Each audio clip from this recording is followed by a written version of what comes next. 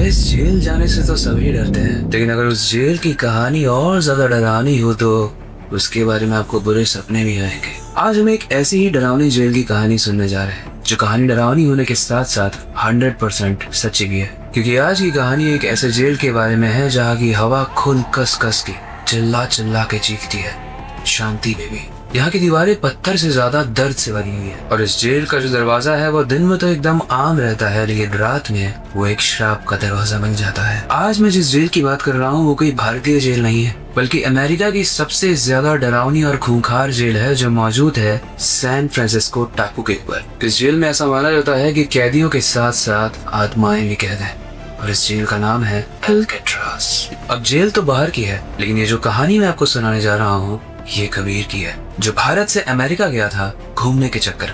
हमारी कहानी का जो कबीर है उसे दरअसल ट्रैवलिंग बहुत पसंद थी, उसे घूमना बहुत पसंद था। भारत में लगभग वो सारी ही जगहों को एक्सप्लोर कर चुका था, सारी ही जगहों को घूम चुका था, बहुत सारी मेमोरीज भी थी उसके पास, बहुत सारी फोटोज थी, बहुत सारी वीडियोस थी। लेकिन अपने घर में बात करते वक्त वो बोल रहा है कि मम्मी मैं बोर हो चुका हूँ भारत से, क्योंकि मैं भारत की सारी ही इंपॉर्टेंट चीजों को घूम चुका हूँ, स्पेशली वो जो एंशिएंट चीजें होती है, जो पुरानी चीजें होती है।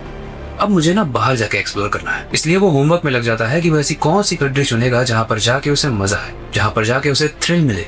और इंटरनेट पे सर्च करते वक्त उसके सामने आती है अल्काट्राज की दर्दनाक स्टोरी, जिसकी वजह से आज भी लोग वहाँ पर घूमने जाते हैं और कुछ चीजों को महसूस करने जाते हैं जो उस कहानी में बताया है जिसे कबीर ने पढ़ा है। लेकिन उससे पहले हेलो गाइस, मेरा नाम है अविनाश हुआ और आप देख स्टोरीज। जब कबीर ने इस जेल की कहानी पढ़ी ना तो वो कन्विंस नहीं हुआ था। वो कहानी क्या थी वो तो मैं आगे बताऊंगा ही, लेकिन उसने इस कहानी को मजाक समझ के अमेरिका चला गया। अमेरिका जाने के बाद वो उसी जगह पर जाता है जहां पर ये जेल थी, यानी अल्काट्राज। और यहाँ पर वो अकेले नहीं जाता, वो अपने दोस्त के साथ जाता है। और इस जगह पर पहुंचने के बाद वो अपने दोस्त से कह रहा है कि भाई ये कैसी बकवास जगह है, इतनी ज्यादा ओवररेटेड है, लोग इसके बारे में इतना बात क्यों करते हैं, यहाँ तो कुछ भी नहीं है। अब गाइस एक बात समझो कि क्योंकि वो एक टापू है तो अमेरिका की एक जमीन से एक बोट लेकर उस टापू पर जाना पड़ता है। और जिस बोट में कबीर और उसका दोस्त बैठे थे उस बोट में और लोग नहीं बैठे थे, तो उन्होंने ज्यादा पैसे दिए बोट वाले को और बोला कि भाई हमें वहां तक छोड़ो, क्योंकि हमें देखना है वो क्या चीज है। लेकिन उन्हें नहीं पता था कि उनके साथ क्या होने वाला है, क्योंकि ये बोट वाला वहां चला तो गया लेकिन उन्हें छोड़ने के बाद वहां रुका नहीं, वो वहां से वापस चला गया। वो लोग चिल्लाते रहे कि भैया हमें लेके तो जाना, लेकिन वो वहां से वापस चप्पू चलाकर निकल गया, क्योंकि वो चिल्लाते हुए कह रहा था कि शाम का वक्त होने वाला है और यहाँ पर किसी को भूख लगती है। कबीर और उसका दोस्त समझ नहीं पाए, भूख लगती है, शाम होने वाला है, ये क्या बोल रहा है। कबीर का दोस्त बोलता है जाने दे यार, पागल है, हम एक काम करते हैं, हम यहाँ पर कैंप वगैरह लगाते हैं और एंजॉय करते हैं, उसके बाद कोई इमरजेंसी सिग्नल देकर किसी बोट को बुला लेंगे। कबीर बोलता है कि हाँ यार तो ठीक ही कह रहा है, और वैसे भी कौन सी डरावनी जगह है। इसके बाद वो लोग माचिस से आग जलाते हैं, एक कैंप लगाते हैं और साथ में लाई हुई मैगी को बनाने लगता है। वो लोग आपस में बचपन की बातें कर रहे होते हैं, तभी उन्हें किसी की आवाज आती है, एक आवाज जैसे कोई कह रहा हो, हेल्प मांग रहा हो। लेकिन ये आवाज सिर्फ कबीर के दोस्त को आती है। कबीर का दोस्त कबीर को बोलता है कि भाई पीछे से कोई आवाज आ रही, कोई हेल्प मांग रहा है। कबीर बोलता है मुझे कोई आवाज नहीं है, तुम मुझे डरा तो नहीं रहा है। एंड गाइस इस वक्त तक शाम ढल चुकी थी और रात का वक्त हो चुका था। लगभग रात के 8 बज चुके थे। पानी का लेवल बढ़ता जा रहा था, पानी में काफी शोर भी था, लेकिन एकदम से पानी मानो शांत हो गया। कबीर बोलता है कि यार तूने देखा अभी तो कितनी ज्यादा आवाज आ रही थी पानी की और अब एकदम सन्नाटा, ये कैसी जगह है। कबीर का दोस्त बोलता है अभी तो तू डर नहीं रहा था और तू तो बोल रहा तूने यहाँ की कहानी ही पढ़ी है, क्या कहानी पढ़ी है। कबीर बोलता है कि मैंने वैसे आधे में ही छोड़ दिया था और मुझे याद भी नहीं। उसका दोस्त बोलता है यार तुझे भूलने की बहुत आदत है, मैंने तो वैसे यहाँ की कहानी पढ़ी है, इसीलिए मैंने तुझे मना किया था कि यहाँ नहीं जाते हैं, लेकिन फिर भी अब तू ले आए। कबीर बोलता है कि वैसे यहाँ की कहानी क्या थी तो मुझे बता सकता है, क्योंकि मुझे लग रहा है कि मैंने कुछ तो पढ़ा था, कोई सबसे खतरनाक क्रिमिनल्स यहाँ पर रहते थे, ऐसा कुछ। ऐसे में कबीर का दोस्त बोलता है कि सिर्फ क्रिमिनल्स नहीं, ऐसे क्रिमिनल्स जिन्होंने बहुत सारी लड़कियों के साथ बुरा व्यवहार किया था, लेकिन यहाँ पर कुछ ऐसे क्रिमिनल्स भी थे जिन्होंने कुछ नहीं किया था, लेकिन गवर्नमेंट के प्रेशर के चक्कर में उन्हें भी बंद कर दिया गया। गाइस दरअसल 1934 से लेकर 1963 तक इस जेल में कुछ अजीब चीजें हुई।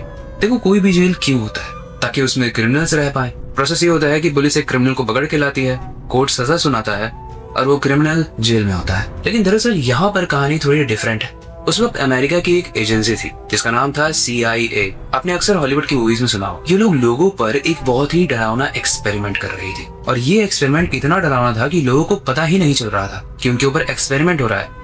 क्योंकि चाहे स्कूल के बच्चे हो, किसी कैफे में जाके कोई बैठा हो, किसी डॉक्टर के पास कोई दवाई जाकर ले लाओ, हर चीज में एक चीज मिक्स थी और वो थी LSD। ये था बहुत ही भयंकर ड्रग और इस ड्रग को यूज किया जा रहा था ताकि वहाँ के लोगों के दिमाग को मैनिपुलेट किया जा सके। जिस साइंटिस्ट ने इस एक्सपेरिमेंट को सजेस्ट किया था वहाँ की गवर्नमेंट को, उसने बोला था कि एक इंसान के दिमाग को हम पूरे तरीके से कंट्रोल कर सकते हैं और उस चीज को करने के लिए पहले हमें उसके दिमाग से पुरानी यादों को निकालना पड़ेगा और उसके बाद उसके अंदर नई यादों को क्रिएट करना पड़ेगा। और ये सब कुछ हो सकता है एक इल्यूजन के थ्रू, एक ड्रग के थ्रू। और उस वक्त ऐसा होने लगा था गाइस कि कोई इंसान मान लो डॉक्टर के पास गया और उसे फीवर है, तो फीवर के साथ जो पैरासिटामोल की दवाइयां मिलती थी उसके साथ थोड़ी मात्रा में वो दवाई भी मिलती थी जो उसके दिमाग को ब्रेन वॉश करते। और जानते हो ये सब क्यों हो रहा था? ये सब इसलिए हो रहा था ताकि जब भी इलेक्शन का वक्त आए, पॉलिटिशियन जो भी बोले वो पूरी बात वहां की जनता मान ले। ये जो एक्सपेरिमेंट है इसको आप इंटरनेट में सर्च भी कर सकते हो।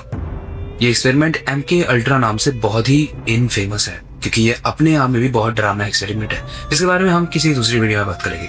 लेकिन इस एक्सपेरिमेंट का और इस जेल का कनेक्शन जानते हो क्या? एक इंसान था जॉन, जिसको इस चीज के बारे में पता चल गया था और इसी चीज को वो मीडिया में जाकर एक्सपोज करने वाला था। उसने पूरी रिपोर्ट बना दी थी और जैसे उसने अपनी रिपोर्ट अपने सीनियर को दिखाई, वो सीनियर भी उस प्रोग्राम में मिला हुआ था। उस सीनियर को पैसे खिलाए गए और उसके बाद इस मासूम इंसान को इस सबसे खतरनाक जेल में डाल दिया गया।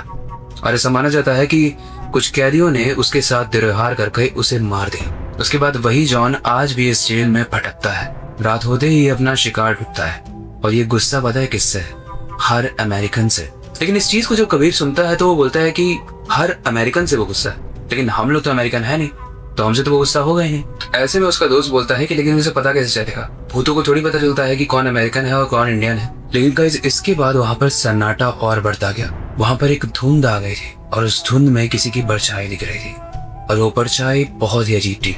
ऐसा लग रहा था मानो एक बहुत ही बड़ा 10 फुट का कोई इंसान खड़ा हो जिसके बड़े बाल हो। उसका शरीर किसी जानवर की तरह था, एकदम तगड़ा, और उसने कोई कपड़े नहीं पहने हुए थे।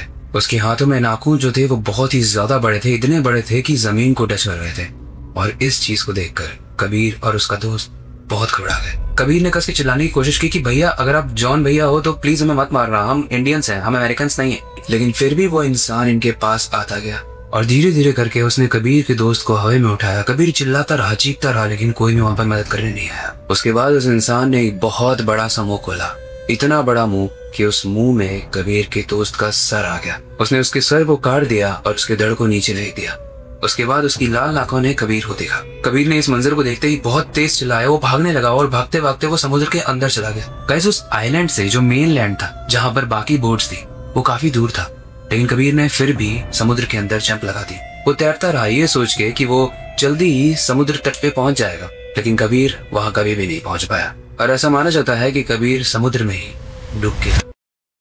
इस चीज को जब कबीर के घर वालों को बताया गया तो उन्होंने पुलिस को एक अलग ही हैकल दी, जिसकी वजह से ये केस पूरा घूम गया। उन्होंने बोला कि हमारे जो एंसेस्टर्स थे, यानी हमारे पापा मम्मी, वो अमेरिकन थे, उसके बाद हम इंडिया शिफ्ट हो गए। और ये भी हो सकता है कि उस इंसान ने, या फिर कहें कि उस भूत ने कबीर को मार दिया, क्योंकि था तो एट द एंड वो अमेरिकन ही। इसका दूसरा पहलू भी है जो इंटरनेट पे बहुत फेमस है। उसमें कहा जाता है कि कबीर कुछ ड्रग्स लेता था जिसकी वजह से उसे हेलुसिनेशंस होते थे, और जब वो उस ट्रिप में गया होगा तब भी उसने हो सकता है मैगी में वो ड्रग मिला के खाई होगी। और यही रीजन है कि उसे ऐसा लगता था कि कोई भूत है जो उस आइलैंड पे रहता है। लेकिन जानते हो गाइस ये कहानी पता कैसे चली? ऐसा बोला जाता है कि एक मछुआरा वहीं पर था, वो वहां पर मछली पकड़ने के लिए रुका था और उसने देखा था कि कबीर ने ही अपने दोस्त का गला काट दिया।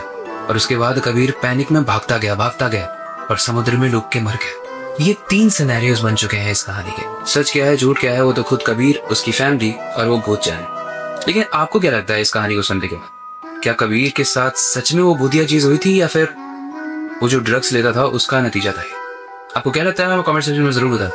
बाकी आई होप आज की कहानी आपको अच्छी लगी होगी। ऐसी और कहानी के लिए आप मेक श्योर करना कि आप इस शो को फॉलो जरूर करो। बाकी फिलहाल के लिए वक्त आ चुका है इस वीडियो को एंड करने का और नई सुपर इंटरेस्टिंग और डरावनी कहानी पर काम शुरू करने का। लेकिन जाने से पहले मैं हमेशा एक ही चीज कहना चाहूंगा, अपनी क्यूरियोसिटी को डाय मत होने देना, नई चीजें सीखते रहना, अपने बेड के नीचे और खिड़की के बाहर जरूर देखना कहीं वो 10 फुट या भूत तो नहीं खड़ा है। मजा आ रही है।